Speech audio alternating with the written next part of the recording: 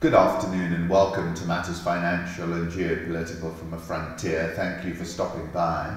Let me start with macro thoughts, but it's a theme across the markets. Party like it's 1999. The Dow Jones hit a fresh all-time high last night, and this chart is from Holger. And we've seen very high-spirited stock markets pretty much globally. Home thoughts. My uncle Firoz Manji passed away when I was 13 and at Westminster School. Firoz uncle and Nasim auntie were my guardians, and I used to spend most of my weekends with them in Hampstead and their children Layla and Zahir. Firoz uncle was very erudite, a cross-border specialist long before it became de rigueur, and cooked a fabulous pasta where there was quite a bit of ceremony around the whole process and a little bit of an aesthete. May his soul rest in peace. We're like butterflies who flutter for a day and think it's forever. Carl Sagan, Zone Physics. I came across Carlos Cruz-Diez, who I'd never seen before, he died aged 95, harbored a 7-decade obsession that the common understanding of color was wrong.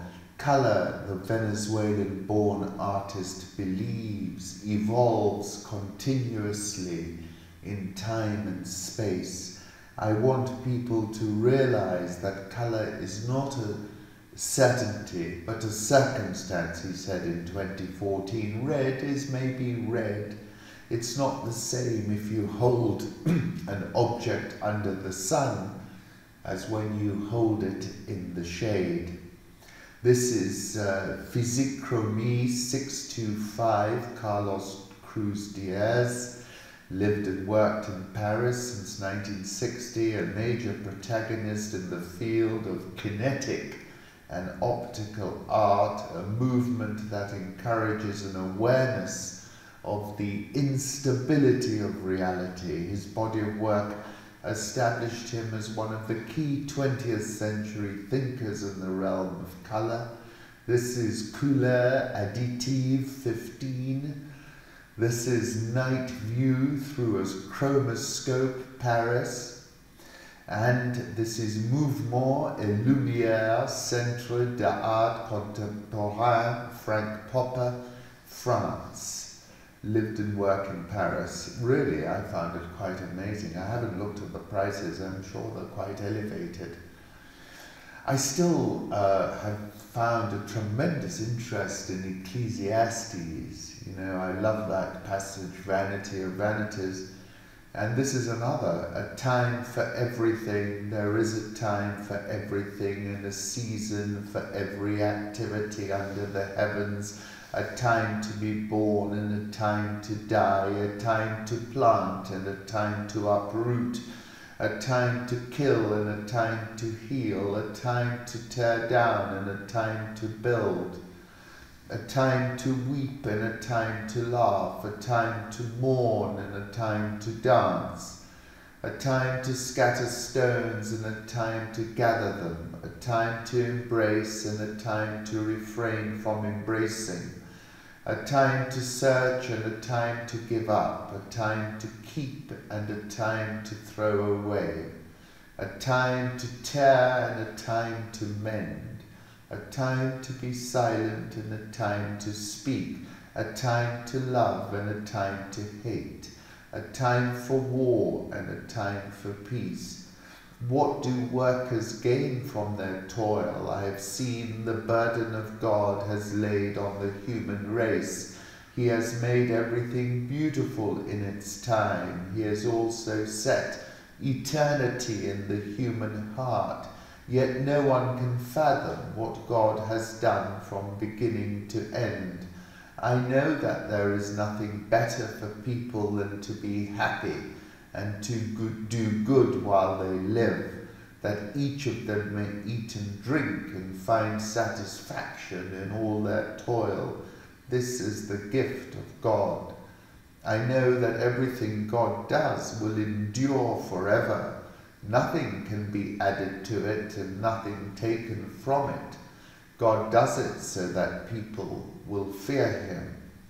Whatever is has already been, and what will be has been before, and God will call the past to account.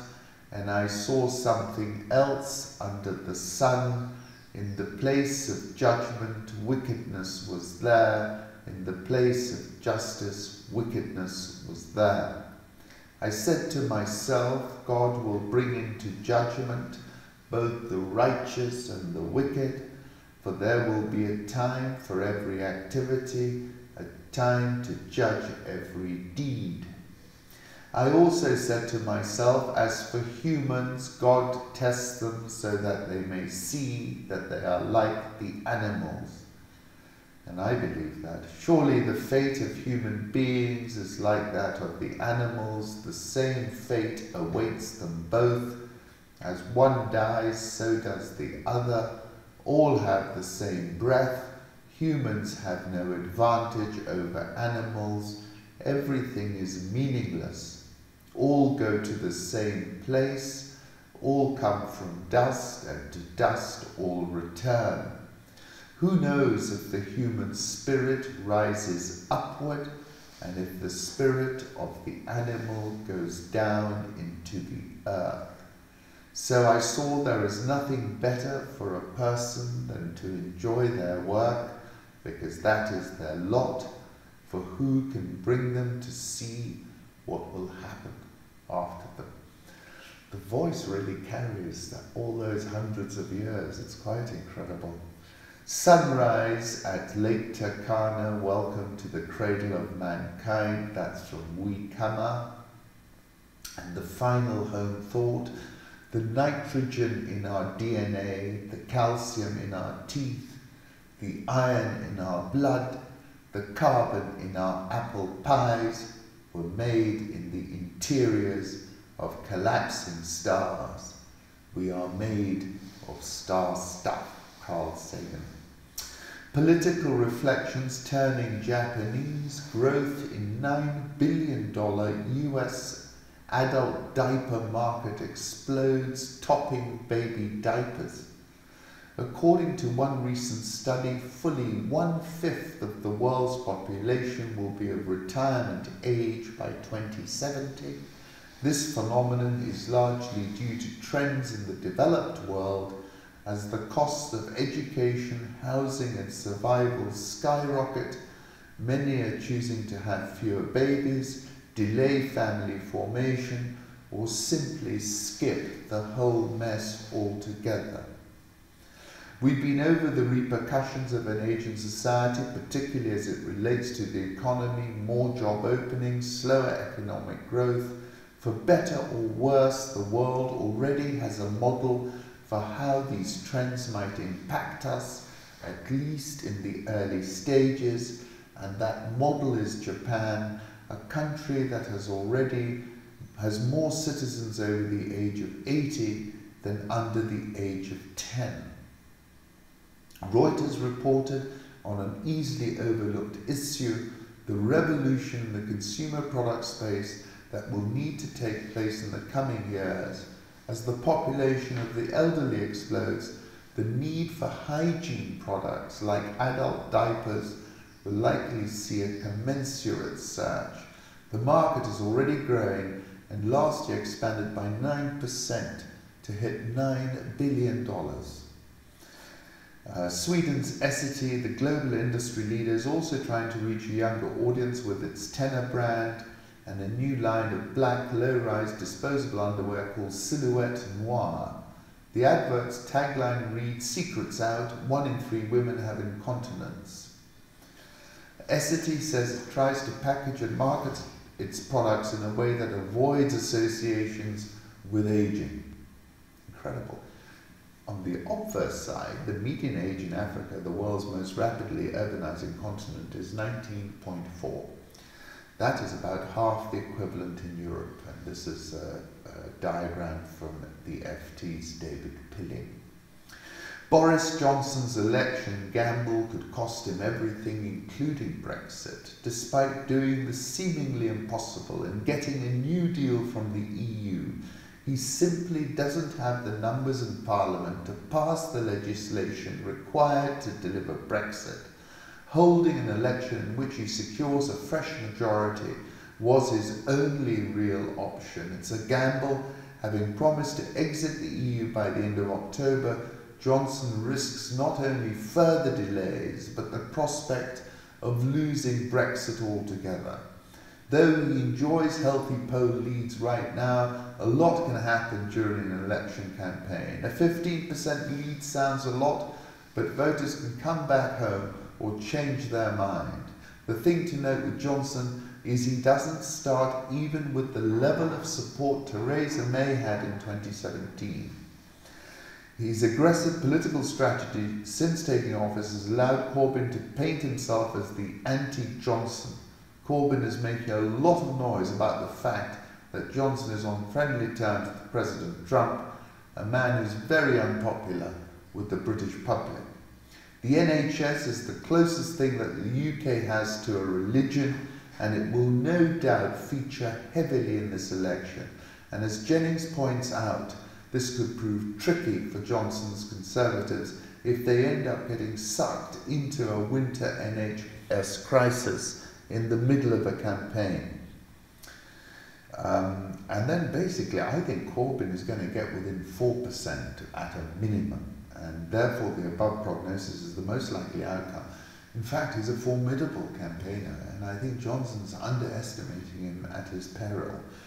5th of August, I wrote about this whole story. What's your road, man? Holy Road, Madman Road, Rainbow Road, Guppy Road, any road. It's an anywhere road for anybody, anyhow. Where, body, how. Washington Post in China, every day is Kristallnacht. 81 years ago this week, in what is also known as the Night of Broken Glass, hundreds of synagogues, Jewish cemeteries in Nazi Germany were damaged or destroyed, along with thousands of Jewish-owned businesses. It was, in a sense, the starting gun for the genocide that culminated in the extermination camps of Auschwitz, Sobibor and Treblinka. In Western China, the demolition of mosques and bulldozing of cemeteries is a continuing, relentless process. In a cultural genocide with few parallels since World War II, thousands of Muslim religious sites have been destroyed. At least 1 million Muslims have been confined to camps where aging imams are shackled and young men are forced to renounce their faith. Muslims not locked away are forced to eat during the fasting month of Ramadan, forced to drink and smoke in violation of their faith, barred from praying or studying the Quran or making the pilgrimage to Mecca. And in possibly the most astonishing feature of this crime against humanity, China has managed to stifle through 21st century repression and age-old thuggery virtually any reporting from the crime scene. Publication last week of a heart-rending compendium of evidence demolishing faith, the destruction and desecration of Uighur mosques and shrines by Bahram Sintash. Well worth reading this in full. I've spoken about it. This is the dome of a Uighur mosque in Artush, Xinjiang, which was removed in 2018. Satellite image analysis. This is the site of the Sultanim cemetery in Hotan, Xinjiang. And as I've written severally, in March 2018, I spoke about how China has unveiled a digital panopticon in Xinjiang. 21st of October, I said, look, you know, this current modus operandi is running on empty. I said the Chinese dream has become a nightmare at the boundaries of the Han Empire. And I'm sure Xi sees Hong Kong, Taiwan like a virus and is looking to impose a quarantine just like he has imposed on Xinjiang. My article over the weekend, and I'm just going to touch on 2 bits, was at the moment of vision, the I see nothing. I was referencing The Spire by William Golding. I was saying the moment of vision is in essence a non-linear thing. It's a moment of deep insight. I was talking about the UFC visit by Trump. I was talking about the stock markets and saying that actually they're going to go higher, but I was giving the example of Julian Robertson. And then I said this about Bitcoin. I said the Ministry of Sound, which was a nightclub in the 1990s in London near Elephant and Castle, and I was talking about, the uncertainty of the world that we exist in, and then people just screaming at me, Ali Khan, just buy Bitcoin, it's going to 50,000, 100,000, even 1 million. And then I was referencing Xi Jinping giving Bitcoin his imprimatur. It took China about 3 days of being officially interested in blockchain to make their intentions clear. Transparent, panoptic-chain, immutable social credit dystopia. And then it matters because people are interpreting it as validation of permissionless blockchains when it represents a perversion and corruption of those ideals. That's Nick Carter. Terrifying reality of a cashless society. And I said, I'm of the view, and that's after watching it all this time and actually buying it at one point, I'm of the view that Bitcoin and crypto is a Jeffrey Edward Epstein and his cast of characters level con. And I have nothing to do with it other than occasionally looking in and admiring the sophistication and the level of the con. It's breathtaking. And now Wall Street Journal's reporting something which I'd spoken about previously, but now they seem to be officially releasing it. Large Bitcoin player manipulated price sharply higher, study says, as it ran up to a peak of nearly $20,000 2 years ago. The study reviewed the period between March 2017 and March 2018 when the price of Bitcoin soared. About half of that increase was due to the influence of a manipulation scheme, according to the study's authors. They said the unknown manipulator operated from a single account at Bitfinex, the largest cryptocurrency exchange at the time. The manipulator used another cryptocurrency called Tether to boost demand for Bitcoin, leading to the price surge. Tether is similar to Bitcoin, but with key differences. Bitcoin trades freely, while Tether's value is pegged to the dollar via an asset reserve. For every tether in circulation, there purportedly is $1 in the reserve. This kind of digital currency is called a stable coin. The promise of a decentralized financial system was that it would be free from the influence of banks and governments. Ironically, there are large new entities that have gained centralized control. Tether has become primarily an asset used by crypto exchanges to facilitate trading. About 75% of all Bitcoin trading is in exchange for tethers, according to data from research firm CryptoCompare. If tethers were being printed without backing, that could lead to artificial demand if they were used to purchase Bitcoin. In some ways, this is akin to central banks or governments printing money to stimulate economies, often leading to inflation. One pattern was especially illustrative. The study looked at 95 non-consecutive hours that comprised the largest percentage of tether dispersals. This showed a consistent pattern. In the 3 hours before those dispersals, the price of Bitcoin was falling. Immediately after the dispersal, the price began rising. Those 95 hours accounted for 59% of Bitcoin's compounded returns between March 2017 and March 2018. And that's pretty definitive, I'm afraid. It could go to 46 trillion if US interest rates go low enough. That's Charlie Robertson responding to comments that I had made about the amount of US debt. Turkey may have stepped into its own endless war in Syria. This is Charles Glass in Stratford. The Turks have always pursued an unhappy policy in regard to native populations, wrote the German general Erich Ludendorff of his World War I Ottoman allies. They have gone on the principle of taking everything and giving nothing, Now they had to reckon with these people, Kurds, Armenians and Arab tribes, as their enemies. The Turkish army, driven out of Syria after 4 centuries in 1918 by the British and native populations, is back. Talking about the arrangement working for Turkey until 2011, when the uprising in Syria opened the way to foreign interference. US, UK, France, Saudi Arabia, Qatar and the UAE were backing assorted militias in their effort to depose Syrian President Assad. Erdogan would not be left out. His border with Syria offered the most extensive terrain for infiltrating fighters and war material.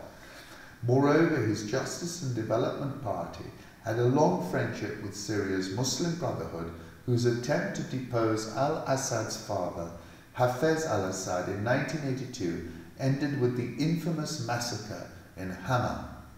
Erdogan looked to the Muslim Brotherhood and its offshoots to play a leading role in the resistance to the younger al-Assad. In 2012, a Syrian former cabinet minister told me that Erdogan had asked al-Assad to put the Muslim Brothers into his cabinet. When al-Assad refused, the former minister said Erdogan made clear that he would back all efforts to remove the president and replace him with Islamists.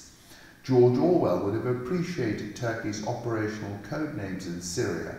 This is like Olive Branch, Euphrates Shield, and so forth. The pro-war fever infecting Turkey replicates the parades, flag-waving and oaths of allegiance that accompanied the country's entry into World War I in 1914, and saying that the politician most likely to decide the fate of northwestern Syria is, as with the Kurdish northeast, neither Trump nor Erdogan, but Putin. When Obama considered the covert operation to train and equip Syrian rebels in 2013, codenamed Operation Timber Sycamore, he said to his aides, "Tell me how this ends." As Turkey is discovering, it doesn't.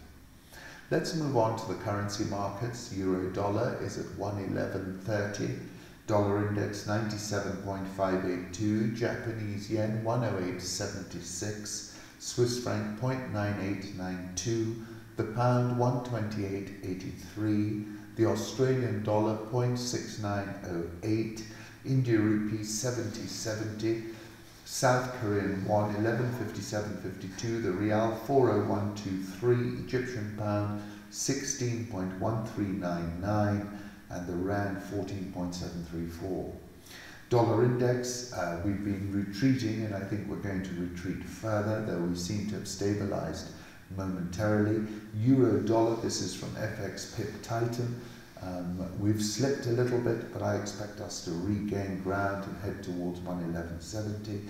Sterling back below 129, again chart from FX Pip Titan.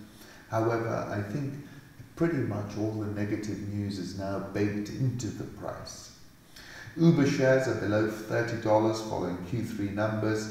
They beat estimates for revenue, reduced the loss, but fell short on key metrics such as gross bookings, food delivery, monthly active users. I've written about the platform economy previously and in the 15th of April, and I remain bullish about Uber in point of fact.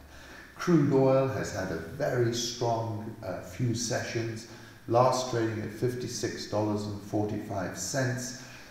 I think we're headed back towards 60, and I think we'll turn higher and close much higher this week. Gold last at 1506.50. The Chinese pork apocalypse speaks to a very fragile food situation. I've written about that before. China's pork consumption risks collapse as prices surge, says Bloomberg. Tang Ji, who works on a pig farm, says he used to get pork from the wet market near his home every day, but he hasn't bought any in 2 months. His favourite dish, stewed pork ribs with lotus root, has been cut from the menu at his local restaurant. We can barely afford the prices. Restaurants are changing the menu and using less pork because of high prices. There's been a decimation of the pork herd in China. And on the other side, Zero Hedge is reporting pork pileup continues. Bacon levels in US cold storage surge to 48-year high. Much of the oversupply problem stems from farmers increasing herd sizes ahead of a possible trade deal, which was expected to occur earlier this year. Herd levels rose to 7.7 million heads as of September 1, a level not seen since 1943. Emerging markets, that was a great EM buy calls by JP Morgan from Kolanovich on October 22nd, that's the market ear. What a difference a decade makes, regime shifts. You can see how emerging markets outperformed and is now underperforming. But in the near term, EM assets continue to outperform. Investors are piling back in. The biggest dollar-denominated EM debt ETF just saw its biggest one-day inflow since February. Since the end of September, EM equities have gained twice as much as the S&P 500. India's benchmark Sensex closed at a fresh record. That's a chart from Holger. Pentagon is expanding its permanent Africa presence with a $110 million drone base in Niger. AFRICOM announced Friday its airbase Agadez, Niger, has gone operational, not just flying surveillance drones as was originally expected, but also armed combat drones. Flights from the base called Airbase 201 began last week, and the patrols are to aid US Nigerian military patrols in rooting out regional ISIS militants and other Islamist factions which have been threatening the area. US Air Force described the $110 million constructed airfield as among the harshest locations in the world from which the military operates. The new airfield can reportedly allow surveillance and reconnaissance across the extensive Lake Chad Basin area, which includes Chad, Cameroon, Nigeria, and Niger. This will no doubt further commit the Pentagon to a long-term presence in Niger amid continued broader AFRICOM expansion. The free trade area is the best chance to remake Africa, says the FT editorial board. The deal should energize a continent of 1.2 billion people and $3 trillion of output. At a time when much of the world seems to be cooling on the idea of free trade, at least one region is growing increasingly enthusiastic, and that is Africa. Strong economic case can be made. Only about 18% of African exports are traded within the continent, against nearly 60% for Asia and 70% for Europe. The free trade area should encourage both specialization and higher valued exports. Research shows that African countries trade more sophisticated goods with each other than they do with the outside world. Africa needs more manufacturing, from canning fruit to assembling mobile phones. The EAC, which is moving towards a customs union and has progressed further than most with joined up infrastructure, is probably the most advanced. It should act as a template for the continent. Ramaphosa, we have reached a moment in our history when Africa needs investment more than it needs foreign aid, he told the Africa Summit, FT Africa Summit. I wrote about this at the end of July. Africa, I said, is proudly moving counter-trend with the African Continental Free Trade Area. The overarching, and interestingly at a time when the rest of the world seems to be embarked on a process of fragmentation and globalization seems to be coming apart at the seams, Africa is proudly moving counter-trend with the African Continental Free Trade Area. Of course, I said the devil is in the details of the execution, and such things can simply fall apart in a deluge of non-tariff barriers. But it is a silver bullet, particularly if we allow the free circulation of our people, who are natural entrepreneurs. Just look outside, there are markets just about everywhere, I wrote. In the first 3 months of the Gatuna border disruptions, Uganda lost more than $664 million worth of exports to Rwanda, while Kigali lost $104 million, according to Uganda's EAC ministry. Police smashed Kizza Besigye's car and took him to an unknown detention facility. This is Uganda again. A section of members of Uganda's Journalists Association Monday camped at the Central Police Station to demand the release of Mr. Bashir Kazibwe, their president, who was arrested. The video is from Kelvin Atuhere. In Burundi, 5 corps sans vie ont été repêchés dans la nuit de samedi. Bodies have been floating down the river Rusizi. World Bank is ready to spend $5 billion in Congo with conditions. The IMF has said it's considering resuming lending to the country after a 7-year hiatus. Private sector needs to want to invest. That is the only condition under which we can bring the population out of poverty as quickly as possible. Part of the money is destined for Tshisekedi's free primary school education initiative, which would cost about $1.1 billion per year.